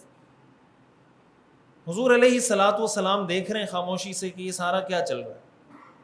آپ نے دیکھا جب سب کچھ ہو گیا، آپ علیہ الصلاۃ والسلام اٹھے خود، وہ جو برتن کے جتنے پیسز جو چورا چورا ہو کے ادھر ادھر بکھر گئے تھے آپ نے خود جمع کیے. جمع کرنے کے بعد ایک ساتھ رکھ کے جہاں اس کو پھینکنا تھا پھینک دیا، اور فرمایا غارت امکم، تمہاری ماں کو غیرت آ گئی ہے، تمہاری ماں کو غصہ آ گیا ہے. اور پھر حضرت عائشہ سے فرمایا کہ تم نے ان کا ایک برتن توڑا ہے، لہٰذا بدلے میں ایک برتن دے دو. یہ شریعت کا حکم ہے، آپ نے کسی کا کوئی نقصان کیا ہے آپ اس کا نقصان پورا کریں گے. ایک برتن توڑا ہے آپ کو ایک برتن دینا ہوگا یا اس کی قیمت دینی ہوگی. اور معاملہ یہاں پہ کلوز ہو گیا، چیپٹر کلوز. چیپٹر کیا ہو گیا؟ کلوز ہو گیا. یہ سارا معاملہ کس کے ساتھ ہوا ہے؟ اللہ کے رسول کے ساتھ. اب آپ اس کو ذرا اس پرسپیکٹیو سے دیکھیں کہ اگر اللہ کے رسول اس کو اس پرسپیکٹیو سے دیکھتے کہ میں اللہ کا رسول ہوں، میں خدا کا پیغمبر ہوں، میں رسولوں کا سردار ہوں، میں خاتم النبیین ہوں، اور تمہاری یہ جرت کہ میرے سامنے یہ حرکت کی. اس کا ایک پرسپیکٹیو یہ بھی ہے نا کہ آپ اس کو اس پرسپیکٹیو سے دیکھیں کہ بھائی تم اللہ کے رسول کے سامنے ایسی بات تم نے کیوں کی، یا ایسا کام کیوں کیا اللہ کے رسول کے سامنے. لیکن آپ علیہ الصلاۃ والسلام نے یہ، ہمارے ہاں کیا ہوتا ہے عموماً یہ جملہ آپ کو کامن ملے گا، لوگ کہتے ہیں میری شادی کو 40 سال ہو گئے آج تک میری بیوی کو میرا مزاج سمجھ میں نہیں آیا. کہتے ہیں نا میری شادی کو 40 سال ہو گئے، لوگ بیوی کو بھی کہتے ہیں میری شادی کو 40 سال ہو گئے آج تک میری بیوی کو میرا مزاج سمجھ میں نہیں آیا. تو میں ان کو یہ کہتا ہوں کہ 40 سال ہو گئے آپ کو بھی آپ کی بیوی کا مزاج سمجھ میں نہیں آیا. 40 سال ہو گئے آپ کو، 40 سال میں یہ بات سمجھ آ جانی چاہیے تھی کہ میری بیوی کو میرا مزاج سمجھ میں نہیں آتا، یہ اس کا مزاج ہے. نہیں آئی سمجھ میں بات؟ 40 سال میں آپ کو یہ بات سمجھ میں آ جانی چاہیے تھی کہ میری بیوی کا مزاج یہ ہے کہ اس کو میرا مزاج سمجھ میں نہیں آتا، یہی اس کا مزاج ہے بس. تو آپ سمجھ جائیں اس کو. حدیث میں آتا ہے نا کہ حضرت عائشہ رضی اللہ تعالیٰ عنہ سے حضور نے ایک دفعہ فرمایا کہ جب تم غصے میں ہوتی ہو مجھے پتہ چل جاتا ہے. شوہر کو بیوی کا مزاج شناس ہونا چاہیے اور بیوی کو شوہر کا مزاج شناس ہونا چاہیے. یہ سیرت کی مثالیں صحیح احادیث سے میں بتا رہا ہوں آپ کو. حضرت عائشہ نے فرمایا آپ کو کیسے پتہ چلتا ہے کہ جب میں غصے میں ہوتی ہوں؟ آپ کو کیسے پتہ چلتا ہے جب میرا موڈ ٹھیک نہیں ہوتا؟ آپ نے فرمایا جب تم غصے میں ہوتی ہو اور تم نے قسم کھانی ہو تو تم کہتی ہو لا ورب ابراہیم، ابراہیم کے رب کی قسم. تو میں سمجھ جاتا ہوں کہ آج تمہارا موڈ ٹھیک نہیں ہے. اور جب تمہارا موڈ ٹھیک ہوتا ہے تم نے قسم کھانی ہوتی ہے تو تم کہتی ہو لا ورب محمد، محمد کے رب کی قسم. مجھے پتہ چل جاتا ہے آج تمہارا موڈ ٹھیک ہے. کتنی باریک چھوٹی چھوٹی باتیں حضور علیہ الصلاۃ والسلام اپنی ازواج مطہرات کی نوٹ کرتے تھے. تو حضرت عائشہ نے فرمایا یا رسول اللہ واللہ لا اہجر الا اسمک، کہ میں غصے میں بھی صرف آپ کا نام چھوڑتی ہوں، دل میں آپ ہی کی محبت ہوتی ہے، لیکن جو آپ نے جو شناخت رکھی ہے ٹھیک رکھی ہے کہ جب میں ناراض ہوتی ہوں تو میں ابراہیم کے رب کی قسم کھاتی ہوں، اور جب میں خوش ہوتی ہوں تو میں محمد کے رب کی قسم کھاتی ہوں. اس کا مطلب کیا ہوا کہ بیوی کو بھی یہ حق ہے کہ وہ شوہر سے ناراض ہو جائے. یہی مطلب ہوا نا. اور یہ حق پیغمبر کی بیوی کو حاصل ہے تو ہماری اور آپ کی بیویوں کو حاصل نہیں ہوگا. اگر پیغمبر کی بیوی کو یہ حق حاصل ہے کہ وہ پیغمبر سے ناراض ہو جائے. حضور علیہ الصلاۃ والسلام نے اپنی ازواج مطہرات کا 1 مہینے تک غصے اور ناراضگی کی وجہ سے بائیکاٹ کیا تھا کہ 1 مہینے تک آپ گھر تشریف نہیں لے کے گئے. لیکن پھر تو حضور علیہ الصلاۃ والسلام سے زیادہ عدل و انصاف کرنے والا، ازواج مطہرات کی ان کے حقوق کا خیال رکھنے والا کوئی ہو سکتا ہے؟ نہیں ہو سکتا، سوال ہی نہیں پیدا ہوتا. حضرت عمر رضی اللہ تعالیٰ عنہ کے بارے میں آتا ہے کہ انہوں نے ایک مرتبہ اپنی زوجہ سے کوئی بات کی، آگے سے انہوں نے جواب دے دیا کہ یہ کام یوں نہیں یوں ہونا چاہیے. حضرت عمر رضی اللہ تعالیٰ عنہ کے آپ جانتے ہیں ان کا مزاج کیسا تھا. تو انہوں نے کہا کہ تم عورت ہو کہ میری بات کو کیسے رد کر رہی ہو، یعنی تمہاری یہ جرت کہ میں نے کہا یہ معاملہ ایسا ہوگا، تم کہتی ہو نہیں ایسا نہیں ایسا ہونا چاہیے، یہ تمہاری کیسے جرت ہوئی. تو حضرت عمر رضی اللہ تعالیٰ عنہ کی اہلیہ نے کہا کہ تم سے اچھے انسان کے سامنے ان کی بیویاں یہ کرتی ہیں، تم سے اچھے انسان کے سامنے ان کی بیویاں. مطلب یہ تھا کہ اس طرح تو حضور علیہ الصلاۃ والسلام کی بیویاں حضور کے ساتھ بھی کرتی ہیں، تو اگر میں نے آپ کے سامنے کیا تو کیا ہو گیا. حضرت عمر فرماتے ہیں مجھے جھٹکا لگا. حضرت عمر مکہ سے تشریف لائے تھے. حضرت عمر رضی اللہ تعالیٰ عنہ یہ فرمایا کرتے تھے کہ جب ہم مکہ میں تھے تو ہم اپنی عورتوں پہ غالب ہوتے تھے، جب مدینہ میں آئے ہماری عورتیں ہم پہ غالب ہو گئیں. اس لیے کہ مکہ کا ماحول دیہاتی ماحول تھا، مدینہ کا ماحول شہری ماحول تھا. تو حضرت عمر فرماتے ہیں مکہ میں ہم عورتوں پہ غالب تھے، مدینہ میں انصار کی عورتیں انصار پہ غالب تھیں، تو مدینہ میں ہم آئے تو ہماری عورتیں ہم پہ غالب ہو گئیں. غالب ہونے کا یہ مطلب تھا کہ جب ہم بات کرتے تھے تو بیوی آگے سے رائے دیتی تھی کہ نہیں یہ معاملہ ایسا ہونا چاہیے. مکہ میں اس چیز کا تصور ہی نہیں تھا کہ بیوی آپ کو آگے سے رائے دے دے یا آپ کی رائے سے اختلاف کر لے. تو حضرت عمر رضی اللہ تعالیٰ عنہ فرماتے ہیں میں فوراً اپنی بیٹی حضرت حفصہ کے پاس گیا. حضرت عمر کی بیٹی حضور کی زوجہ ہے حضرت حفصہ. تو میں نے ان سے پوچھا کہ کیا تم حضور علیہ الصلاۃ والسلام کے ساتھ تمہاری کوئی تکرار ہوتی ہے، کبھی ناراضگی؟ تو انہوں نے کہا بالکل، کبھی کبھی ایسا ہوتا ہے کہ ہم پورا دن حضور سے ناراض ہوتی ہیں، حضور ہم سے بات کرتے ہیں ہم جواب ہی نہیں دیتی. حضرت عمر فرماتے ہیں میں نے حضرت حفصہ کو کہا کہ بھائی تم شاید حضرت عائشہ کی وجہ سے تم دھوکے میں مت پڑنا، وہ حضور کی لاڈلی ہیں، حضور ان کے نخرے برداشت کرتے ہیں، تمہیں طلاق دے دیں گے. یہ حضرت عمر رضی اللہ تعالیٰ عنہ اپنی بیٹی کو نصیحت کر رہے ہیں. یہ والد کا کام یہ ہوتا ہے. ہمارے ہاں والدین بچیوں کو لڑا رہے ہوتے ہیں شوہروں سے. یہ ساری چیزیں سیرت میں موجود ہیں، صحابہ کی زندگی میں سب کچھ موجود ہے. والدین کا کام یہ ہوتا ہے کہ اگر بچی شوہر سے ناراض ہو کے آئی ہے تو والد کا کام یہ ہوتا ہے کہ صلح کروائے. قرآن کریم میں آتا ہے وَإِنِ امْرَأَةٌ خَافَتْ مِن بَعْلِهَا نُشُوزًا أَوْ إِعْرَاضًا فَلَا جُنَاحَ عَلَيْهِمَا. الفاظ میں بھول رہا ہوں، قرآن کریم سورۃ النساء کی آیت ہے أَن يُصْلِحَا بَيْنَهُمَا وَالصُّلْحُ خَيْرٌ، کہ اگر کسی عورت کو یہ ڈر ہو کہ بھائی میرا شوہر مجھ سے ناراض ہو جائے گا اور وہ کہیں مجھے طلاق نہ دے دے یا کوئی ایسی بات ہو، تو اللہ تعالیٰ فرماتے ہیں ان کو صلح کر لینی چاہیے. وَإِنِ امْرَأَةٌ خَافَتْ مِن بَعْلِهَا نُشُوزًا أَوْ إِعْرَاضًا فَلَا جُنَاحَ عَلَيْهِمَا أَن يُصْلِحَا بَيْنَهُمَا صُلْحًا وَالصُّلْحُ خَيْرٌ. یہ سورہ نساء کی آیت نمبر 128 ہے. اللہ تعالیٰ فرماتے ہیں اگر کسی عورت کو اس بات کا ڈر ہے کہ میرا شوہر مجھ سے ناراض ہو جائے گا، طلاق دے دے گا، مجھے گھر سے نکال دے گا، ان کو صلح کر لینی چاہیے. فلا جناح علیہما ان یصلحا بینہما والصلح خیر، اور صلح بہتر ہے. ہمارے ہاں اس معاملے میں بھی افراط و تفریط ہے. ایک انتہا یہ ہے کہ آپ بیٹی کو کہیں کہ آپ کا شوہر آپ کو قتل بھی کر دے پھر بھی آپ نے وہیں رہنا ہے، یہ بھی ظلم ہے، یہ بھی غلط ہے. ایک حد ہوتی ہے، ایک لمٹ ہوتی ہے ہر چیز کی، اور ایک یہ لمٹ ہے کہ ذرا سی کسی بات پہ انبن ہو گئی، وہ گھر میں آئی تو آپ نے کہا بس ٹھیک ہے اب میں نے آپ کو بھیجنا ہی نہیں، یہیں بیٹھی رہو. یہ کون سا طریقہ ہے؟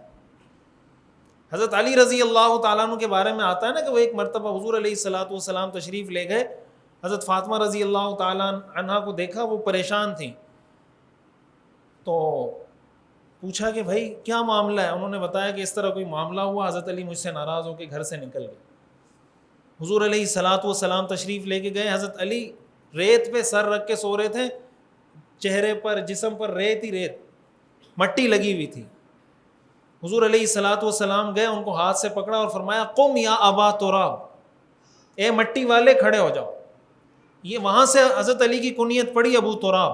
ابو تراب کا مطلب مٹی والا. قم یا ابا تراب, اے ابو تراب کھڑے ہو جاؤ. ان کو ہاتھ سے پکڑا اور گھر لے گئے حضرت فاطمہ کے پاس, اور کہا کہ ایک دوسرے سے ملو. اور پھر آپ نے فرمایا کہ مجھے اپنی صلح میں بھی ایسے ہی شریک کرو جیسے تم نے اپنے غم میں مجھے شریک کیا تھا. مجھے اپنی صلح میں بھی ایسے ہی شریک کرو جیسے مجھے اپنے غم میں شریک کیا تھا. اب یہ والد کا کام ہے, یہ والدین کا کام ہے کہ بچوں کا گھر بنانے کی کوشش کیا کریں حتی الامکان. ہمارے یہاں ظاہر ڈرامے لوگ دیکھتے ہیں, عورتیں دیکھتی ہیں, مرد دیکھتے ہیں ڈرامے. اس میں تو یہ ہے کہ بیٹی ماں کے سامنے چلا رہی ہے, بیوی شوہر کو تھپڑ مار رہی ہے, بہو ساس کے سامنے چلا رہی ہے, بہو ساس کو گھر سے نکال رہی ہے. یہ ساری چیزیں دیکھ دیکھ کے ہم اس کو اڈاپٹ کر رہے ہیں. یہ اسلام نہیں ہے.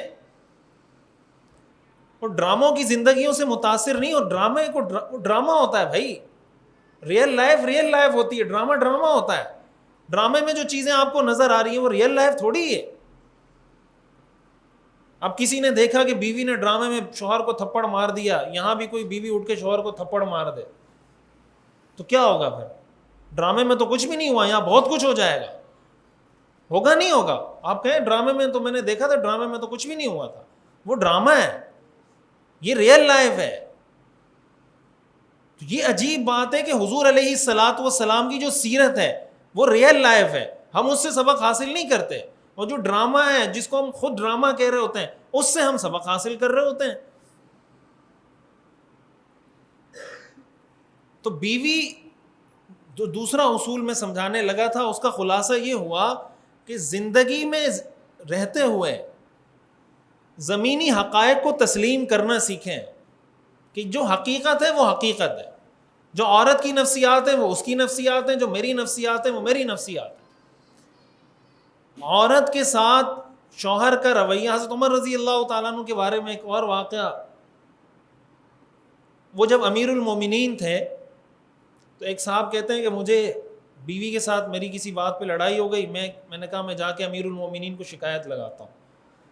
میں گیا, حضرت عمر رضی اللہ تعالیٰ عنہ کے دروازے پہ دستک دی, تو جب تھوڑی دیر کھڑا ہوا تو اندر سے مجھے تکرار کی لڑائی کی آوازیں آ رہی ہیں. حضرت عمر رضی اللہ تعالیٰ عنہ کی بیوی حضرت عمر کو باتیں سنا رہی ہیں, حضرت عمر آگے سے خاموش کھڑے ہوئے.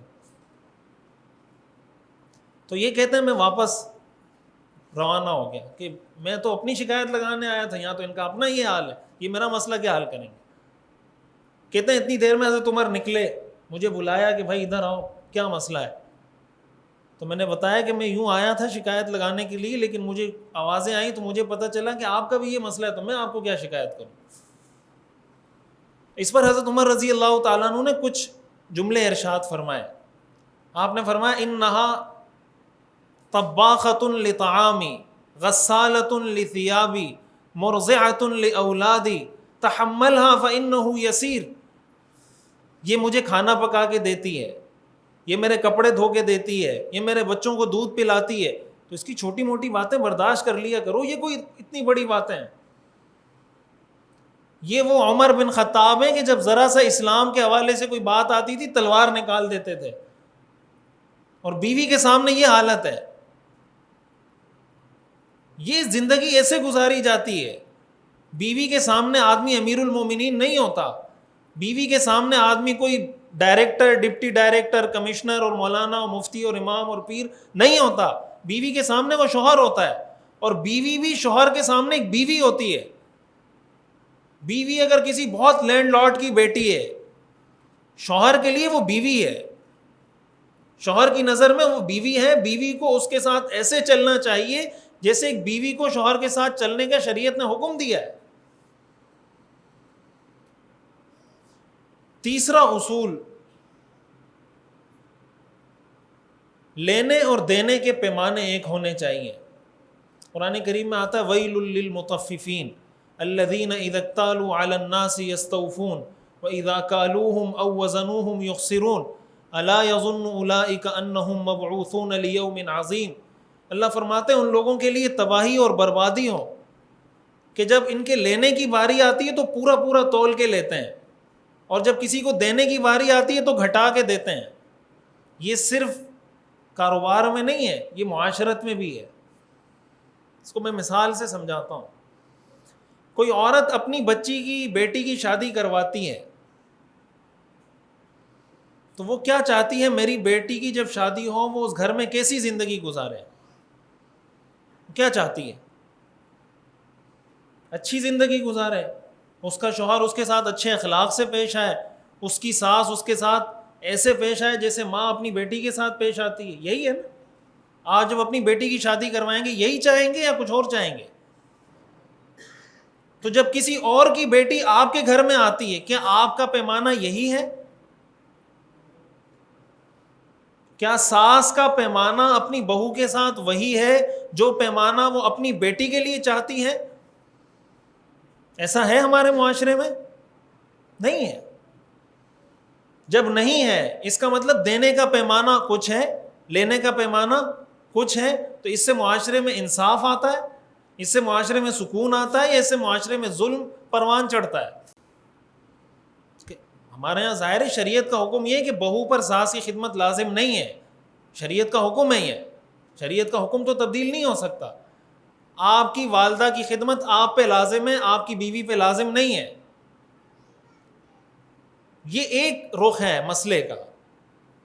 لیکن بہت ساری چیزیں ایسی ہیں جو مرد پہ بھی لازم نہیں ہے.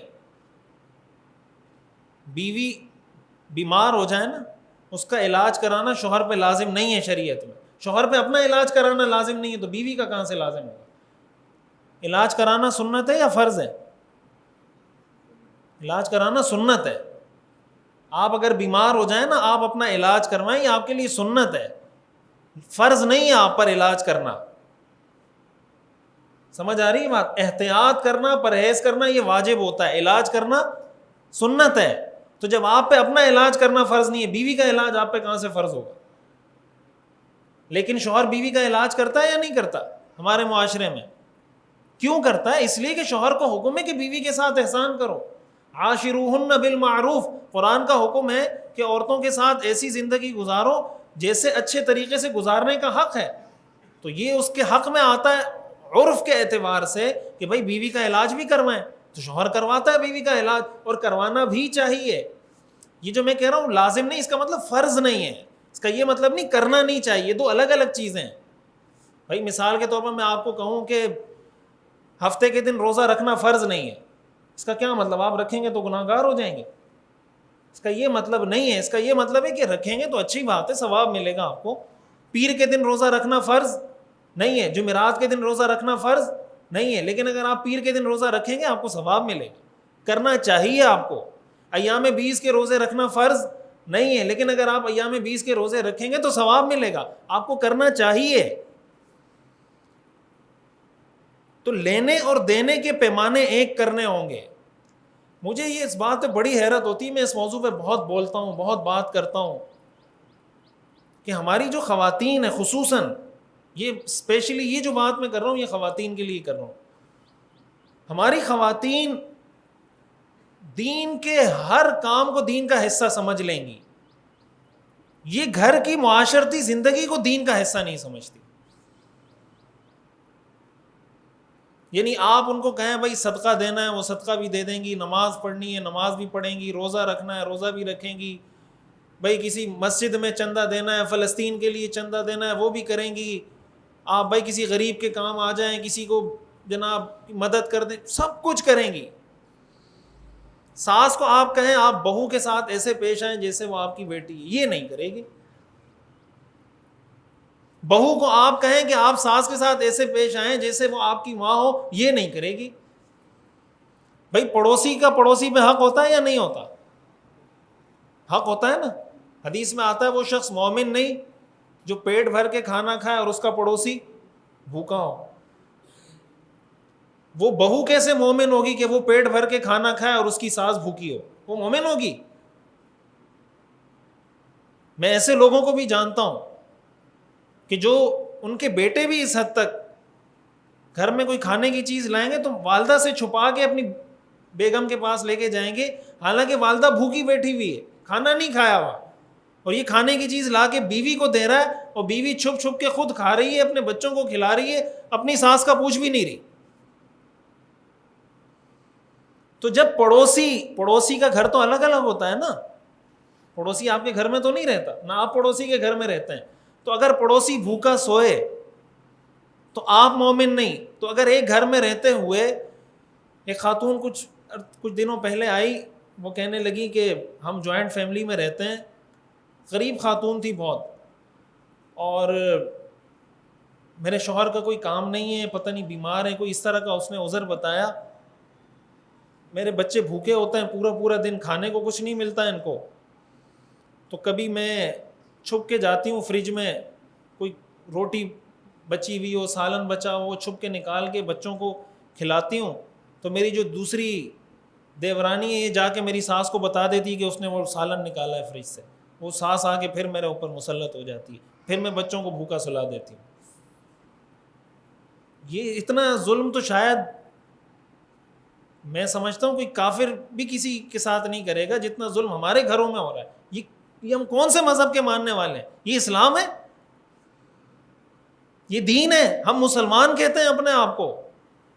دین کا پتہ تو انسان کے ان معاملات سے چلتا ہے جو کسی کو نظر نہیں آتے، اور گھر کا معاملہ وہی معاملہ ہے۔ بھائی میں نماز پڑھتا ہوں تو آپ کو نظر آتا ہے کہ میں نماز پڑھ رہا ہوں، میں صدقہ دیتا ہوں تو آپ کو نظر آتا ہے میں صدقہ دیتا ہوں، لیکن میں اپنی بیوی کے ساتھ کیسا ہوں آپ کو پتہ ہے؟ نہیں پتہ آپ کو، یہ مجھے پتہ ہے۔ تو اللہ تعالیٰ تو مجھے اس پہ جج کرے گا۔ حدیث میں آتا ہے خیرکم خیرکم لأہلہ، تم میں سے بہترین وہ ہے جو اپنے گھر والوں کے لیے بہترین ہو، وَأَنَا خَيْرُكُمْ لِأَهْلِي، اور میں تم میں سب سے زیادہ اپنے گھر والوں کے لیے بہترین ہوں۔ حدیث میں آتا ہے آپ نے فرمایا استوصوا بالنساء خیرا، عورتوں کے معاملے میں مجھ سے خیر کی وصیت قبول کرو۔ اب یہ جو معاملہ ہے ساس اور بہو کا، یہ معاملہ ہمارے ہاں حل ہو کے نہیں دے رہا۔ اب ہوتا کیا ہے کہ جب حل ہو کے نہیں دے گا تو جو لڑکے کی والدہ ہے وہ بیٹے کے کان بھرے گی، اور جب یہی شوہر جائے گا کمرے میں تو بیوی ماں کے خلاف کان بھرے گی۔ اب بیٹا باہر جائے، بزنس کرے، جاب کرے، ملازمت کرے، یا ماں اور بیوی کے پھڈے نمٹاتا رہے بیٹھ کے گھر میں، اس چیز کا احساس نہ ماں کو ہوتا ہے، اس چیز کا احساس نہ بیوی کو ہوتا ہے۔ بھائی ماں کو ترس نہیں آ رہا بیوی کو آ جائے، بیوی کو ترس نہیں آ رہا ماں کو آ جائے، کسی کو ترس نہیں آ رہا اس میں۔ اب جب وہ ماں کان بھرے گی وہ بیوی پہ غصہ اتارے گا، جب بیوی کان بھرے گی وہ جا کے ماں سے لڑے گا، تو اس گھر میں امن سکون کہاں سے آئے گا؟ تو یہ جو سکون برباد ہو رہا ہے، یہ کیوں برباد ہو رہا ہے؟ اس لیے کہ ہم نے دین کو چھوڑ دیا ہے۔ دین کو چھوڑیں گے تو سکون تو برباد ہوگا۔ قرآن نے یہ تو نہیں کہا کہ تم شادی کرو اور شادی کے بعد دین کے کسی حکم پہ عمل بھی نہ کرو پھر بھی تمہارے گھروں میں سکون ہوگا، یہ تو شریعت نے نہیں کہا۔ شریعت نے تو یہ کہا کہ شادی کرو پھر شریعت کے مطابق زندگی گزارو، تمہارے گھروں میں سکون ہوگا۔ آج بھی ایسے گھر ہیں جو بڑی ہنسی خوشی زندگی گزارتے ہیں، کوئی ان کے پھڈا ہونا، اختلاف ہونا، لڑائی جھگڑے ہونا، یہ تو زندگی کا الٹیمیٹ یعنی نہ جدا ہونے والا حصہ ہے۔ یہ تو جدا ہو نہیں سکتا زندگی سے۔ تو لینے اور دینے کے پیمانے ہمیں ایک کرنے ہوں گے۔ اگر میں سمجھتا ہوں یہ ایک نقطہ ہمارے معاشرے کی خواتین سمجھ جائیں کہ ساس کا بہو کے ساتھ رشتہ، بہو کا ساس کے ساتھ رشتہ، اس میں بھی ہم نے شریعت کے احکام پہ عمل کرنا ہے۔ بس سمپل سا فارمولہ ہے کہ میں نے بہو کے ساتھ کیسے رہنا ہے جیسے شریعت کا حکم ہے، بہو نے ساس کے ساتھ کیسے رہنا ہے جیسے شریعت کا حکم ہے۔ سمپل فارمولہ ہے، سارے مسائل ہمارے حل ہو جائیں گے۔ یہ تیسرا اصول ہے، اور یہی لینے دینے کا پیمانہ شوہر اور بیوی کا آپس میں بھی ہونا چاہیے۔ مثال کے طور پر کسی کی بیوی ہے، وہ اس کا بہت خیال کرتی ہے، وہ کھانا بھی پکا کے دے رہی ہے، کپڑے بھی دھو کے دے رہی ہے، اس کو جناب جو اس کا خیال جس طریقے سے رکھنا چاہیے وہ رکھ رہی ہے، اور شوہر کو پرواہ نہیں ہے بیوی کی، وہ جا کے دوسری لڑکیوں کے ساتھ گپ شپ لگا رہا ہے، باہر بیٹھا رہتا ہے، بیوی کو ٹائم نہیں دیتا، نشے کرتا ہے، چرس پیتا ہے۔ یہ بھی لینے اور دینے کے پیمانے الگ الگ ہیں کہ بیوی کیئر کر رہی ہے، شوہر نہیں کر رہا، شوہر کیئر کر رہا ہے، بیوی کیئر نہیں کر رہی۔ ہمارے ہاں جو معاشرے میں طلاقیں ہو رہی ہیں، جو گھر برباد ہو رہے ہیں، اس کی ایک بہت بڑی وجہ یہ ہے کہ ہم زندگی کے اندر دوسروں کی زندگی کو دیکھ رہے ہوتے ہیں. مثال کے طور پر کسی لڑکی کی شادی ہوئی، اس کی سہیلی ہے، اس کی بھی شادی ہو گئی. اب اس کی شادی ہوئی تو اس کی سہیلی کا جو شوہر ہے اس کے پاس گاڑی ہے، اور اس کی شادی ہوئی، اس کے شوہر کے پاس بائک بھی نہیں ہے. اب یہ اپنے شوہر کو تانے دے گی کہ میری فلاں سہیلی کی تو شادی ہوئی، اس کے شوہر کے پاس تو کار ہے، وہ تو جناب اس کو کبھی ایک شاپنگ مال لے کے جاتا ہے، کبھی دوسرے، کبھی تیسرے. تو وہ کسی نے لکھا تھا نا کہ اپنی بیوی کا اس لیے بھی شکریہ ادا کریں کہ جب شاپنگ مال جاتی ہیں نا عورتیں، تو ساری دکان الٹ پلٹ دیتی ہے، اس کو کوئی چیز سمجھ میں نہیں آتی، اس نے آپ کو پسند کر لیا، اس پہ اس کا شکریہ ادا کریں. پوری دکان الٹ پلٹ کرنے کے بعد اس کو کچھ سمجھ میں نہیں آتا، لیکن آپ اس کی سمجھ میں آ گئے، اس پہ شکریہ ادا کریں اس کا. اب بعض اوقات کیا ہوتا ہے کہ بیوی خیال کر رہی ہے، شوہر نہیں کر رہا، تو انسان ہے نا، ظاہر ہے بیوی انسان ہے، آپ اس کو کیا کوئی فرشتہ سمجھتے ہیں، یا بیوی شوہر کو فرشتہ سمجھتی ہے؟ یہ اصول بھی ہمیں زندگی میں یاد رکھنا چاہیے. کچھ 5-6 چیزیں موٹی موٹی میں جسٹ گزار دیتا ہوں تاکہ آپ کے ذہن میں بات آ جائے کہ یہ بھی وہ اصول ہیں جو زندگی میں اپنائیں گے تو ہمارے مسائل حل ہوں گے. ایک دوسرے کی قدر کرنی چاہیے. بہو اگر ساس کی خدمت کرے، ساس کو چاہیے اس کی قدر کرے، اس کو یہ نہ سمجھے کہ یہ تو میرا حق تھا، اس نے کون سا مجھ پہ احسان کیا ہے. اس کی قدر کریں، اس کو جزاک اللہ کہہ دیں، بھائی جزاک اللہ، آپ کا بہت شکریہ، آپ نے مجھے کھانا لا کے دیا، بہت، اس سے کیا جاتا ہے. آپ کو بہو نے پانی لا کے دیا، آپ کہہ دیں جزاک اللہ. ساس نے آپ کو کوئی تحفہ دے دیا، بہو ساس کو کہہ دے بھائی بہت شکریہ، بڑی نوازش. حدیث میں ہمیں حکم ہے کوئی احسان کرے اس کو شکریہ ادا کریں، تو بہو ساس کا شکریہ ادا کر لے، ساس بہو کا شکریہ ادا کر لے. ایک اور چیز ہمارے دینداروں کا ایک مسئلہ ہے، یعنی جو لوگ دیندار ہوتے ہیں نا، ان کا ایک خصوصی مسئلہ ہے گھروں میں. وہ بیوی کو دیندار بنانے کے چکر میں خود بے دینی پہ اتر آتے ہیں.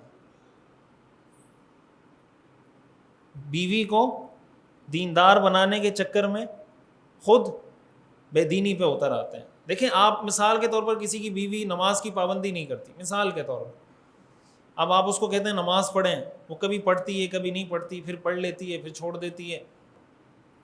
اب اس کو سمجھانے کا ایک طریقہ ہے نا، طریقے سے سمجھائیں، 1 دفعہ سمجھائیں، 2 دفعہ سمجھائیں، 3 دفعہ سمجھائیں. حضرت نوح علیہ السلام نے 9.5 سال اپنے بیٹے کو سمجھایا، نہیں سمجھ میں آئی اسے. حضرت مفتی تقی صاحب فرماتے ہیں کہ بہت سے لوگ حضرت نوح علیہ السلام کی مثال دیتے ہیں کہ بھائی جب حضرت نوح علیہ السلام کے بیٹے کو ہدایت نہیں ملی تو ہم کون سے اتنے بڑے ترم خان ہیں کہ ہماری باتوں سے لوگوں کو ہدایت مل جائے گی. تو وہ فرماتے ہیں کہ حضرت نوح علیہ السلام نے 950 سال تبلیغ بھی تو کی تھی، آپ بھی 950 سال کریں پھر چھوڑ دینا. 950 سال سمجھائیں بیوی کو، پھر اس کے بعد چھوڑ دینا. اب اگر کوئی آدمی بیوی کو نماز پہ لانے کے لیے تشدد کر رہا ہے، اس پہ مار پیٹ، کبھی جھاڑو سے مار رہا ہے، کبھی تھپڑ مار رہا ہے، تو کبھی دیوار میں جا کے اس کا سر مار رہا ہے، یہ دین ہے؟ دین اس کی اجازت دیتا ہے؟ نہیں دیتا ہے دین اس کی اجازت. اس کا مطلب آپ دیندار بنانے کے چکر میں خود بے دین ہو گئے. بیوی کو دیندار بنانے کے چکر میں خود بے دین ہو گئے. یہی معاملہ بعض اوقات بیوی کی طرف سے شوہر کے ساتھ ہو رہا ہوتا ہے. تو دین کی تبلیغ کرنی ہے، ادعو الی سبیل ربک بالحکمہ. آپ بیوی کو کہیں نماز کا، بار بار کہیں، بار بار کہیں، بار بار کہیں، وہ پڑھے گی تو ٹھیک، نہیں پڑھیں گے تو اللہ آپ سے نہیں پوچھے گا قیامت کے دن اگر آپ طریقے سے سمجھاتے رہے اس کو.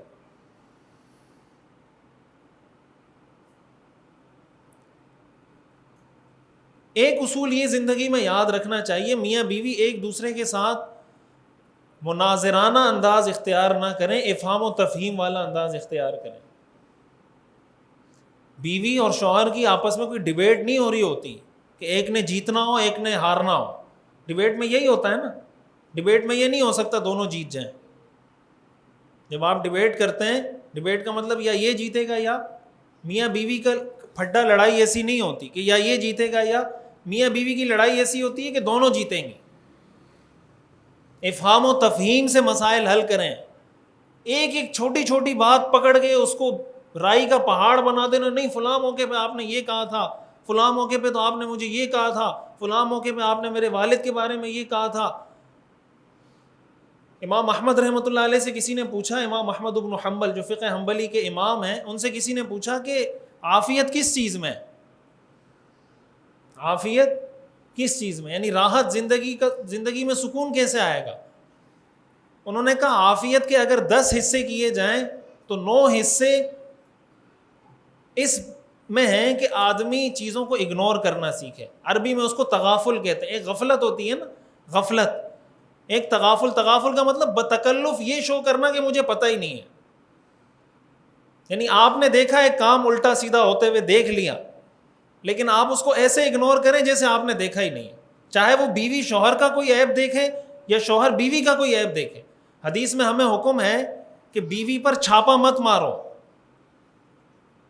یہ حدیث میں حکم ہے. آپ سفر سے آ رہے ہیں نا، سرپرائز نہ دیں بیوی کو کہ اچانک جا کے بیوی کے سر پہ پہنچ گئے، نہ اس کو بتایا، نہ فون کیا، نہ اطلاع دی، جا کے سر پہ پہنچ گئے میں پہنچ گیا. یہ منع ہے شریعت میں. کیوں؟ شریعت نے اس حد تک اس چیز کا لحاظ کیا ہے کہ میاں بیوی کی لڑائی نہ ہو. حدیث میں آتا ہے کہیں ایسا نہ ہو کہ تم بیوی کو ایسی حالت میں دیکھو جو تمہیں پسند نہ ہو. اس کا طریقہ ہے بیوی کو پہلے بتا دیں میں فلاں دن فلاں وقت گھر پہنچ جاؤں گا، تو وہ پہلے سے تیار ہو کے اور اس حساب سے اپنے آپ کو بنا کے رکھے گی، آپ گھر چلے جائیں. یہ شریعت ہمیں حکم دیتی. ہم لوگ کیا کرتے ہیں، کان لگا کے گھر سے نکلنے کے بعد بھی باتیں سن رہے ہوتے ہیں. بیوی شوہر کے میسیجز سن رہی ہے، شوہر بیوی کے میسیجز سن رہا ہے. ایک لمٹ کے اندر یہ چیزیں اچھی لگتی ہیں کہ بھائی کنٹرول ہونا چاہیے. لیکن اگر اب شوہر کو کسی کا بھی میسج آ رہا ہے، بیوی کہتی ہے مجھے سنا ہے کس کا میسج آیا ہے، یہ میسج آپ کو اس نے کیوں کیا ہے، یہ نمبر آپ نے کیوں اس نام سے سیو کیا ہوا، یہ کون ہے، وہ کون ہے. اس سے گھر نہیں چلتے. ایک حد تک یہ بات سمجھ میں آتی ہے، لیکن حد سے جب بڑھ جائے پھر انسان زچ ہونا شروع ہو جاتا ہے. اس طرح تو امام احمد بن حنبل رحمۃ اللہ علیہ نے فرمایا کہ عافیت کے 9 حصے، 10 میں سے 9 حصے تغافل میں. تغافل کا مطلب چیزوں کو جانتے بوجھتے اگنور کر دینا. یعنی آپ کو پتہ ہے، بعض اوقات ایسا ہوتا ہے نا کہ آپ کو کوئی شخص دھوکہ دے رہا ہے، تو 2 صورتیں ہوتی ہیں. ایک صورت یہ ہے کہ آپ کو پتہ ہی نہیں چلا کہ آپ کو دھوکہ دے دے. یہ شریعت میں بری بات ہے، یعنی بے وقوف ہونا شریعت میں بری بات ہے. ہمارے ہاں تو یہ سمجھتے ہیں نا جو جتنا بے وقوف ہے اتنا اللہ والا ہے. یہ ہمارے لوگوں کا تصور ہے. حدیث میں آتا ہے لا یلدغ المؤمن من جحر واحد مرتين، مومن ایک سوراخ سے 2 بار نہیں ڈسا جاتا. تو جو بے وقوف ہوتا ہے وہ ایک سوراخ سے 100 بار ڈسا جاتا ہے. مومن ایک سوراخ سے 2 بار، اس کا مطلب مومن بے وقوف نہیں ہوتا. ایک یہ ہوتا ہے کہ آپ کسی سے دھوکہ کھائیں جانتے بوجھتے ہیں کہ آپ کو پتہ ہے یہ مجھے دھوکہ دے رہا ہے. مثال کے طور پر آپ نے بیوی کو 10,000 روپے دیے تھے کہ بھائی اپنے لیے 2 جوڑے خرید کے، اب بیوی نے آپ کو مثال کے طور پر کہا کہ وہ جوڑے آئے تھے مثال کے طور پر 4-4 ہزار کے ایک جوڑا آیا، اس نے خرید لیے. اب آپ آئے تو اس نے کہا کہ، اور آپ کو کسی طرح پتہ چل گیا کہ یہ ایک جوڑا اس نے 4-4 ہزار کا خریدا ہے. آپ آئے، بیوی نے کہا کہ ایک جوڑا 4,500 کا ملا ہے، ایک جوڑا 4,500 کا ملا ہے، یا ایک جوڑا 5 کا دوسرا 5 کا ملا ہے، یا ایک 6 کا ایک 4 کا ملا ہے. آپ کو پتہ ہے کہ بیوی جھوٹ بول رہی ہے. اب ایک صورت یہ ہے کہ آپ کہیں اچھا میرے ساتھ یہ چکر چلا رہی ہو، میں تو پوچھ کر آیا ہوں دکاندار سے. اور ایک صورت یہ کہ آپ کہیں اچھا ٹھیک ہے ماشاءاللہ بہت اچھا ہے، اللہ تعالیٰ مبارک کرے جائیں. ایک یہ صورت ہے. تو گھر میں سکون کس سے آئے گا، پہلے والے طریقے سے، دوسرے والے طریقے سے؟ اگر آپ نے اس چیز کو پکڑنا شروع کر دیا یا بیوی نے اس طرح چھوٹی چھوٹی باتوں کو پکڑنا شروع کر دیا. اب اگر مثال کے طور پر کسی موقع پہ کوئی لڑائی جھگڑا ہوتا ہے، صلح ہو گئی، اب وہ کہتے ہیں نا مٹی پاؤ، ختم کریں معاملے کو بس. اب 2 سال بعد دوبارہ لڑائی ہوتی ہے، پرانے مردے مت اکھاڑیں کہ 2 سال پہلے بھی آپ نے مجھے یہ بات کی تھی، اور شوہر کہے کہ تم نے 2 سال پہلے یہ کیا تھا. ختم، 2 سال والی کہانی ختم ہو گئی، مک گئی بس. اب آج کی حاضر پریزنٹ ابھی کی بات کریں. ابھی کیا مسئلہ ہے؟ جب ابھی کی بات کریں گے مسئلہ آگے بڑھے گا ہی نہیں. امام احمد بن حنبل رحمۃ اللہ علیہ، وہ عربی کا ایک شعر ہے، لیس الغبی بسید قومہ لکن سید قومہ المتغابی، کہ قوم کا سردار غبی شخص نہیں ہوتا، بے وقوف شخص نہیں ہوتا، لیکن قوم کا سردار وہ شخص ہوتا ہے جو بتکلف بے وقوف بنتا ہے. وہ شخص سردار بنتا ہے جس کے اندر یہ کوالٹی ہو کہ وہ بتکلف بے وقوف بن سکے. اگر اس کے اندر یہ کوالٹی نہیں ہے وہ لیڈر نہیں بن سکتا. اگر آپ لیڈر بن جاتے ہیں اور ایک چیز پہ آپ پکڑنا بچوں کو شروع کر دیں, آپ تو گھر میں رہنے کے قابل نہیں رہیں گے. تو میاں بیوی کا آپس میں جو طرز عمل ہے وہ افہام و تفہیم والا ہونا چاہیے, مناظرانہ اور ڈیبیٹ والا انداز نہیں ہونا چاہیے. اور ساتھ ساتھ ہمیں اس چیز کا خیال رکھنا چاہیے کہ گھر والوں کو کوئی کوالٹی ٹائم دینا چاہیے. یہ نہ ہو کہ کمائی کی مشین بنے ہوئے ہم 3 نوکریاں کر رہے ہیں, 4 نوکریاں کر رہے ہیں, اور جن کے لیے کر رہے ہیں ان کے لیے ہمارے پاس ٹائم ہی نہیں ہے. بچوں کے لیے آپ کما رہے ہیں 4 نوکریاں کر کے, ایک کام سے آتے ہیں دوسرے پہ جاتے ہیں, دوسرے سے آتے ہیں تیسرے پہ جاتے ہیں, اور جن بچوں کے لیے کر رہے ہیں ان کے لیے ٹائم ہی نہیں ہے. تو کہاں سے ان کی تربیت ہوگی, کہاں سے ان کے دل میں آپ کے لیے محبت پیدا ہوگی. اور جب کبھی کسی میں کوئی خامی دیکھیں, یہ زندگی کا اصول ہے, اگر آپ کو بیوی میں کوئی خامی نظر آتی ہے تو آپ کون سے دودھ کے دھلے ہوئے ہیں. یا تو ایسا ہوتا نا کہ آپ کی بیوی انسان ہوتی آپ فرشتے ہوتے, یا بیوی فرشتہ ہوتی آپ انسان ہوتے. بیوی بھی انسان ہے, آپ بھی انسان ہے. اگر اس میں کوئی خامی نظر آ رہی ہے تو اپنی کسی خامی پہ بھی نظر ڈال دیں. اگر بیوی کو شوہر میں کوئی خامی نظر آ رہی ہے تو اپنی کسی خامی پہ. اور ایک آخری بات, بعض اوقات یہ ہوتا ہے آدمی اس نہج پہ اس حد تک پہنچ جاتا ہے کہ نہیں اب تو زندگی گزارنا مشکل ہو گئی, فلاں فلاں فلاں. اس کا بھی آسان حل ہے. اس کا آسان حل یہ کہ آپ ایک چیک لسٹ بنائیں. چیک لسٹ بنائیں, ایک طرف بیوی کی خوبیاں لکھیں, ایک طرف بیوی کی خامیاں لکھیں. اور بیوی بھی ایک چیک لسٹ بنائے, ایک طرف شوہر کی خوبیاں لکھیں, ایک طرف شوہر کی خامیاں لکھیں. مثال کے طور پہ شوہر مجھے عید کی شاپنگ کراتا ہے, مجھے میرے کھانے کی ذمہ داری اس پہ ہے, فلاں فلاں فلاں جو. اور ایک طرف خامی لکھیں, مثال کے طور پہ بلا وجہ غصہ کرتا ہے, ڈانٹتا ہے, یہ کرتا ہے وہ کرتا ہے. پھر ذرا اس کو کمپیئر کریں. اگر اس کی خوبیاں اس کی خامیوں پہ غالب ہیں تو بس زندگی آپ کو گزارنی پڑے گی. اس لیے کہ وہ شخص جس میں خیر ہی خیر ہو وہ فرشتہ ہوتا ہے, وہ شخص جس میں شر ہی شر ہو وہ شیطان ہوتا ہے. انسان نہ فرشتہ ہوتا ہے, انسان نہ شیطان ہوتا ہے, انسان انسان ہوتا ہے. خیر ہی خیر صرف فرشتے میں, شر ہی شر صرف شیطان میں. انسان میں خیر و شر دونوں ہیں. ہم جب کسی شخص کے بارے میں کہتے ہیں یہ آدمی نیک ہے, اس کا مطلب یہ ہوتا ہے 60% نیک ہے, 40% گناہگار ہے, یہ مطلب ہوتا ہے. 65% نیک ہے, 35% گناہگار ہے. اور جب کسی شخص کے بارے میں کہتے ہیں نا یار بدترین آدمی ہے, بدترین آدمی کا مطلب یہ ہوتا ہے کہ 60% برا ہے, 40% اچھا ہے, 100% برا کافر بھی نہیں ہوتا. قرآن کریم میں آتا ہے من اہل الکتاب من ان تأمنہ بقنطار یؤدیہ الیک.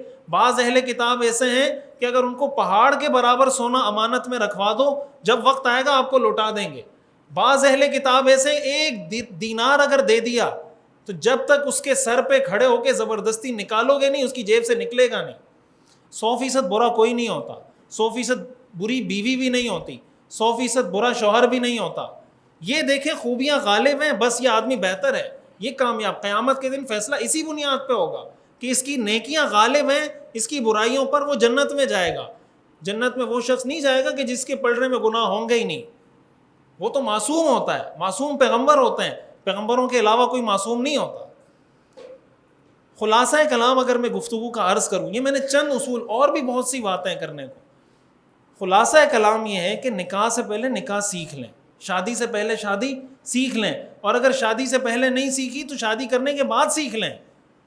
سیکھنے کی کوئی عمر نہیں ہوتی, 40 سال میں بھی سیکھ سکتے ہیں, 60 سال میں بھی سیکھ سکتے ہیں. جب سیکھیں گے تو انشاءاللہ جو مسئلے مسائل ہیں اللہ تعالی حل کر دیں گے. اللہ تعالی ہمیں سمجھنے اور عمل کرنے کی توفیق عطا فرمائے. آخر دعوانا الحمدللہ.